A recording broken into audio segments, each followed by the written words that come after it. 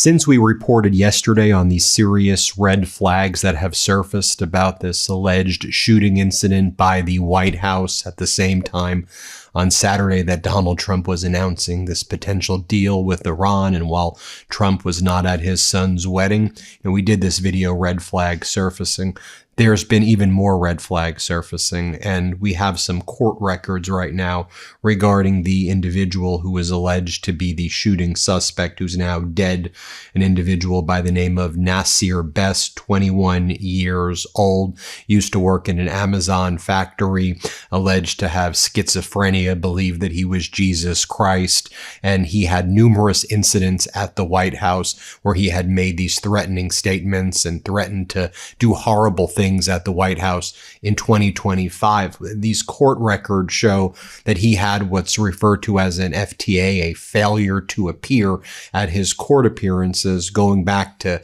July 2025, and he was on the radar of the Trump regime officials for a very long time. He was on the radar of Secret Service officials, and ultimately the buck stops with Jeanine Pirro, who is the United States Attorney for Washington, D.C. She's the top federal prosecutor in D.C. Now, the way the D.C. court system works is that the Superior Court Division, their lawyers, ultimately report to the United States Attorney in Washington, D.C. That's Jeanine Pirro, the top federal prosecutor in D.C. She oversees the Superior Court Division, and so Pirro oversees the lawyers who knew that this guy who was making all of these threats around the White House, Nasir Best, was on the loose. And a very basic surveillance around the White House, in my view, would have showed that this guy was around the area. He didn't leave anywhere. He didn't just disappear. The guy was in Washington, D.C., and they did nothing about it. I mean, at the very least, this is a massive security breakdown. And as you elevate up the ladder and think about what the red flags could be here, the questions that should be asked is, did Jeanine Pirro and the Trump regime know about this guy, know about his threats? I mean, I think they were at least on constructive notice, and allow him to be in this area to continue to make these threats. And then the question is, why? Did they allow it to happen so it could be used as a pretext for the Golden Ballroom? Because the Trump regime, Donald Trump, his White House spokespeople, immediately after this incident said, you see, we need Golden Ballroom, we need Golden Ballroom. And I'm not suggesting that the shooting didn't happen. I don't want to go there, but my question is, were they aware that they had these violent schizophrenic people who were sufficiently far enough away from the White House where there wasn't a real threat being posed, but they would cause situations and scenes that could then be used as a pretext to say, see, I'm not safe. I need a Golden Ballroom that taxpayers need to pay for. And also the timing of it occurring right in the middle of Donald Trump announcing this catastrophic deal with Iran and him being criticized by lots of people in his party. Let's go through the data as we do here on the MeidasTouch Network. Let's go through the court filings. Let's go through the Superior Court rules. So we stick to the facts. Draw the implications that you will. We stick to the facts. Late last night, Donald Trump's Department of Justice made another court filing, which seems that Donald Trump himself wrote, seeking to leverage this purported shooting on Saturday to build the ballroom and to stop a judge from blocking the ballroom construction. The Trump DOJ calls the latest episode a, quote, assassination attempt. It cites news reports, but no other proof or legal cases, ending with an exclamation point, as Josh Gerstein puts it. Let's go through the filing that Donald Trump made last night. I mean, doesn't this raise massive red flags? Here's what it says. Notice of supplemental authority in support of motion for indicative ruling dissolving the court's injunction. In other words, Judge, stop blocking the construction of our ballroom. We need it built because of this incident that just took place. And here's what the Trump DOJ wrote, although it looks like Donald Trump himself wrote it. On Saturday night, May 23rd, a shooter once again sought to murder the president, his family, and his staff at the historic White House complex. We submit this urgent filing to update the court on a second attempted assassination on the president within a single month. Last night, shortly after 6 p.m., an armed assassin approached a White House security checkpoint near 17th Street and Pennsylvania Avenue, professionally pulled a high-caliber gun from a bag and opened fire in the exact direction of the White House. Brave Secret Service officers returned fire.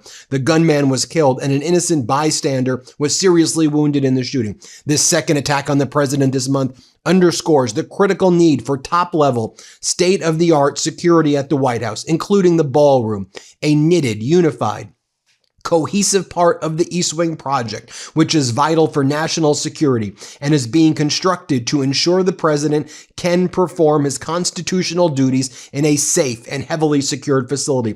The court's unlawful injunction has wrongfully cast a cloud of uncertainty around the future of the entire East Wing project, which is being constructed for the physical safety and security of all presidents, their safety, foreign dignitaries, and guests. When completed, this highly knitted, integrated, and unified project, which is a singular and vital national security facility, will provide a safe haven from attackers such as the one last night and on April 25th, referring to the White House Correspondents' Dinner incident, which also raised massive red flags, and when Donald Trump filed something just like this right after the White House Correspondents' Dinner incident. Then Trump concludes this motion by saying, in light of the recent attacks against President Trump's life, including 2 attempts in less than a month, the injunction entered by this court for the benefit of a strolling woman who filed suit against the East Wing project long before she knew what was going to be built. This is a woman who is known for being a serial plaintiff throughout D.C.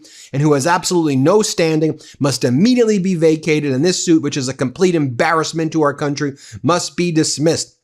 This is a terrible, tremendously harmful case to the United States of America and all it stands for! Exclamation point. Now, you go back to the first page or so when Donald Trump was like, this individual, he pulled out the weapon in a very professional style and he knew exactly what he was doing. Let's go through the facts of who the shooter who was killed actually was, because here on the MeidasTouch Network, we stick with the facts. So let's talk about fact number 1. Here's the suspect. He was killed in this incident on Saturday, late afternoon, evening.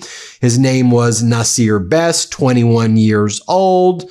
His online presence, the guy was online. People knew where he was. He believed he was Jesus Christ. He had other incidents around the White House. That's fact number 1. Right? Let's go through his court document.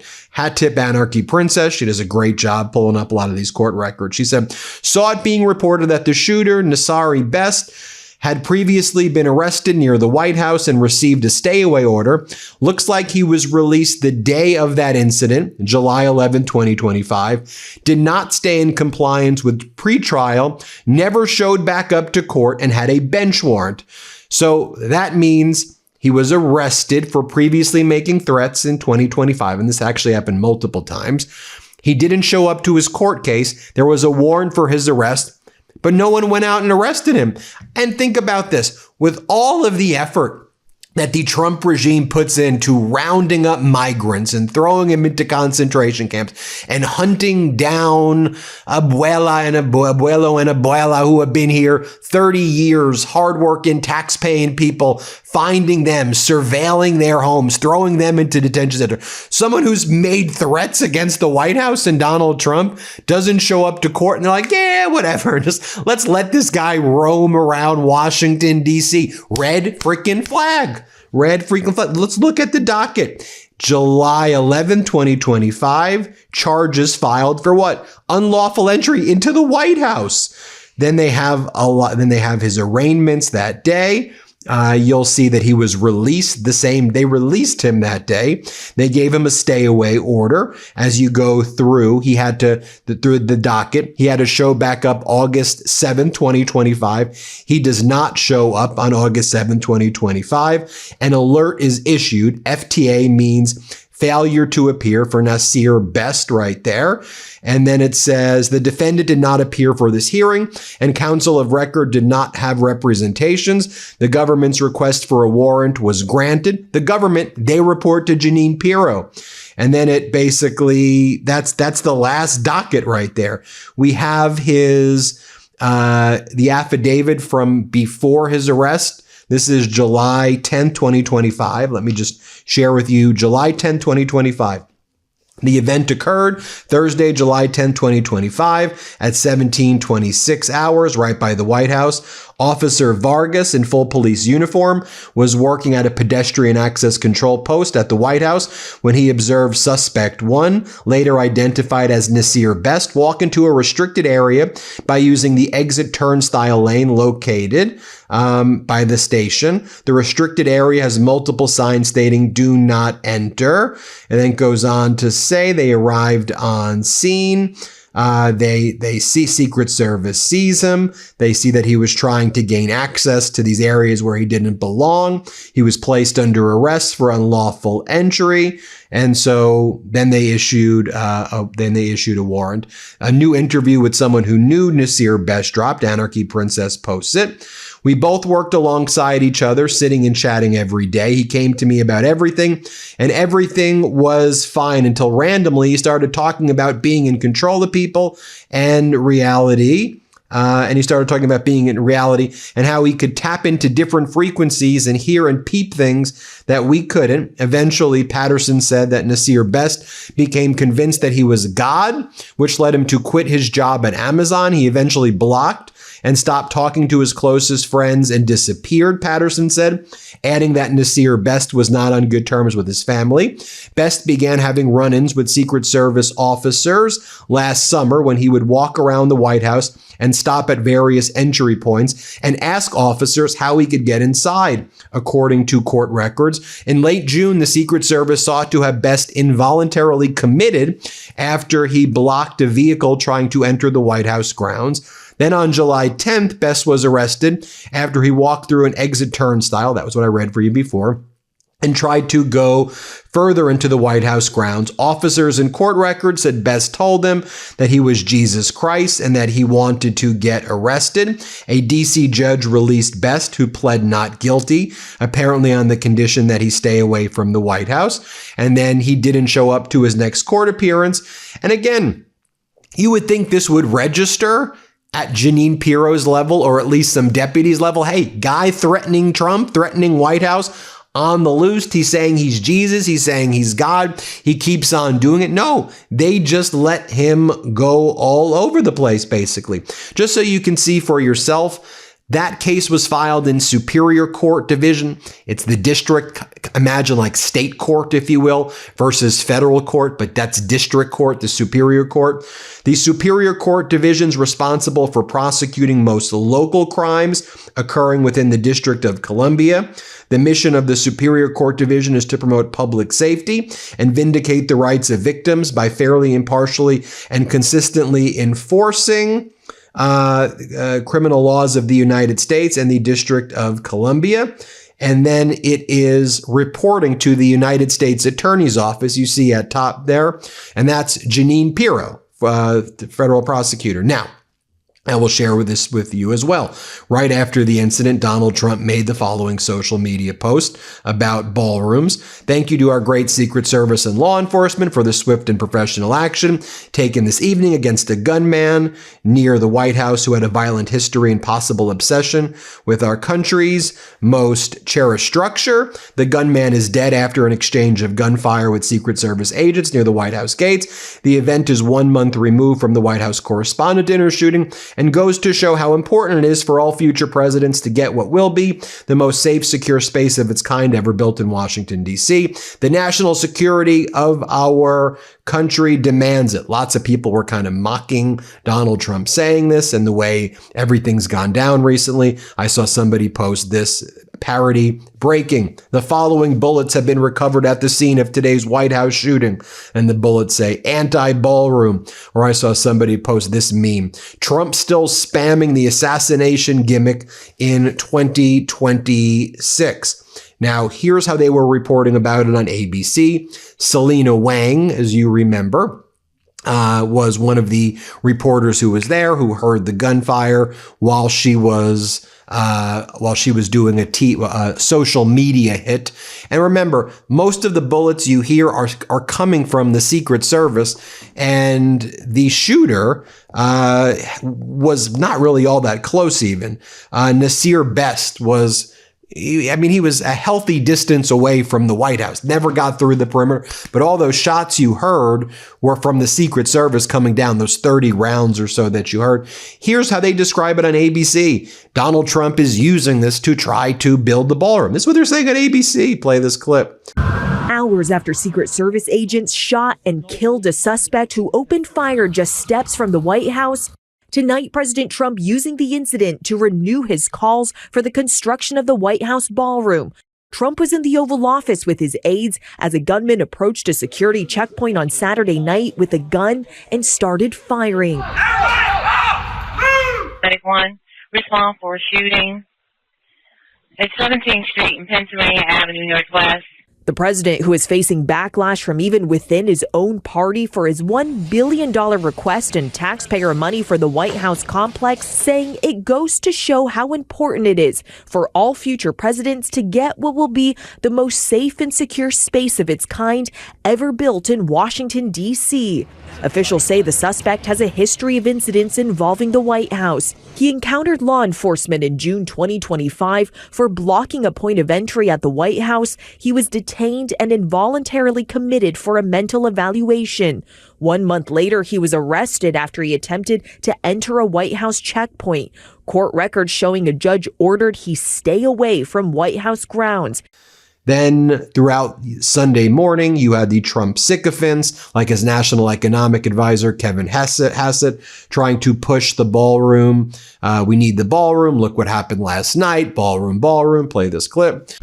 The Wall Street Journal editorial board really took a swipe at the president over that fund, over the ballroom on Saturday. They said, quote, Republicans don't want to say this publicly, but privately they do. President Trump's personal political obsessions are hurting his presidency, hurting the chances for further foreign policy gains, and putting control of the House and Senate in jeopardy. Does the president realize that he is putting Republicans in a tough spot by forcing them to take votes on things that are unpopular, like the fund, like the ballroom, like the war, in a midterm election year? Look, I respect the Wall Street Journal very much. I saw Paul Gigot at the Kevin Warsh signing in on Friday. But the bottom line is the president believes that the ballroom is something that should have been there for a long time. And he's using his own money and the money of donors to make it so that the taxpayers don't have to pay for that ballroom. And as far as weaponization, I don't think that they would have to pay $1 billion, correct? No, it's not for the ballroom. That's for securing the entire White House. And my goodness, to argue about that after we were all here yesterday, I actually wasn't here. I was at my home a couple blocks away when the shooting happened. Of course, we've got to make the White House more secure. Then you had Ron Johnson from Wisconsin, MAGA Republican senator, doing the same. Play this clip. Move on to the ballroom because there is an issue about funding for security purposes. After what we saw happen at the White House Correspondents' Dinner, the president definitely talked about the ballroom being necessary for many reasons, but that it also is a national security issue. That is a sticking point as well right now. Your thoughts? Well, I also support funding for that national security component of that. What's going to be underneath that ballroom. I don't want to talk further about it than that, but there's certainly a national security component. And listen, I'm a big fiscal hawk. When government's going to spend money, I don't mind them spending it on infrastructure that's going to be around for decades, that also is involved in national security. And just the ballroom itself now, based on the Correspondents' Dinner, it would be nice to have a larger ballroom that can accommodate those types of events where the president, his cabinet members are attending, and they can do it in far greater security. So. And then on Meet the Press, when they were trying to talk about the ballroom to Thomas Massie was able to really kind of take command of this conversation and point out just how ridiculous this golden ballroom is. Here's what Massie had to say. Let's play this clip right here. Did see Republicans in Congress actually reject some of President Trump's priorities, refusing to vote on funding for both his ballroom and that $1.8 billion so-called anti-weaponization fund. Some of the strongest opposition, quite frankly, that we have seen from members of Congress, Republicans, to President Trump to date. Do you think that the party is beginning to break with President Trump?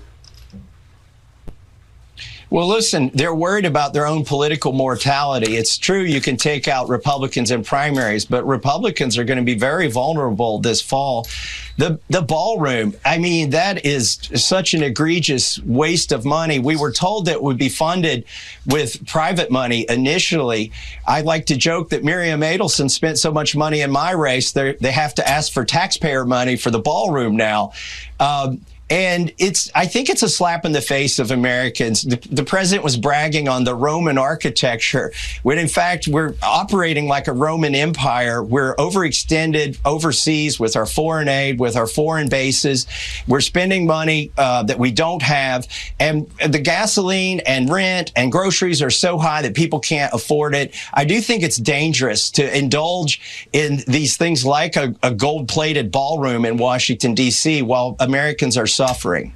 You know, and then there was that weird video of Julie Sirkin, the NBC correspondent, when the shooting was taking place. And like, this is now becoming like a meme, and people are like joking about like how she responded. And, you know, her response was very odd. But you know what it kind of reminds me of a little bit, and tell me if you disagree. Remember like when media tried to normalize like how weird of a guy Barron Trump is? Like, he's a weirdo. And in my view, a grifter also. I'm not giving you my opinion, of course. And then remember after the 2024 elections, they were all like doing like, my suitcase. And they tried to turn like it into like a funny meme to like normalize all of this. I'm just saying that like people are turning this into like a funny meme, and look how she reacted and da. But to me, this is all playing into what the White House ultimately wants for its propaganda, which is the Golden Ballroom. And they're kind of like they're kind of treating it like a joke, right? I mean, it reminds me of the White House Correspondents incident as well, which is like they were all laughing afterwards, like it's funny. Like if we are to take these things seriously, people should act like these are serious things. And here's how Sirkin reacted, just to remind you. What is that?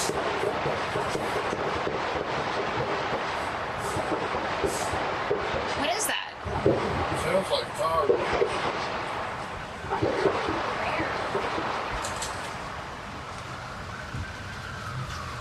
Today, but this obviously comes. Anyway, there you have it. Let me know what you think. Hit subscribe. Let's get to 7 million subscribers. Thanks for watching. Thanks for watching. Be sure to add the MeidasTouch podcast on Apple Podcasts, Spotify, or wherever you get your podcasts for new updates every single day.